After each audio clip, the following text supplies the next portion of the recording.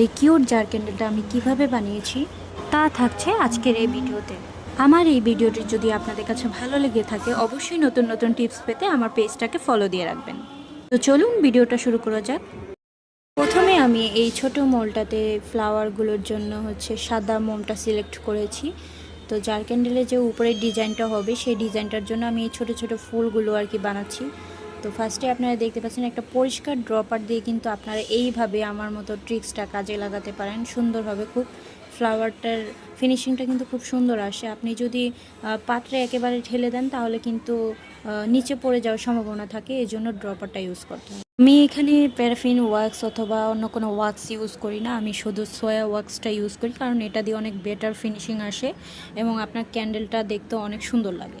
তারপর আমি ক্যান্ডেল স্টিকটা বসাবো। আপনারা চাইলে কিন্তু সুতাটাও ইউজ করতে পারেন, আমি ক্যান্ডেল স্টিকটা ইউজ করছি কারণ জার ক্যান্ডেলের জন্য স্টিকটাই ভালো লাগে বেশি। তো এটা সৌন্দর্যের জন্য আর কি আমি দিয়েছি।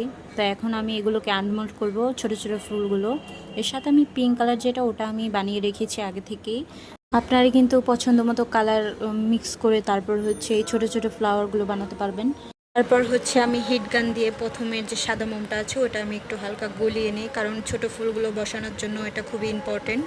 ফুলগুলো বসিয়ে হালকা আলতোভাবে চাপ দিয়ে তারপর ফুলগুলোকে বসিয়ে দিবেন। ক্যান্ডেলটা কিন্তু বানানোর পরে অনেক সুন্দর লাগছে, দেখতে পাচ্ছেন। তো আপনারা যারা এরকম ক্যান্ডেল নিতে চাচ্ছেন আমার কাছ থেকে তারা কিন্তু এরকম কাস্টমাইজ করে নিতে পারবেন। আরও নিত্য নতুন ভিডিও পেতে আমার পেজটাকে ফলো দিয়ে রাখবেন এবং আপনারা আমাদেরকে কমেন্ট করে জানাবেন যে আপনারা কী ধরনের আরও ভিডিও চাচ্ছেন।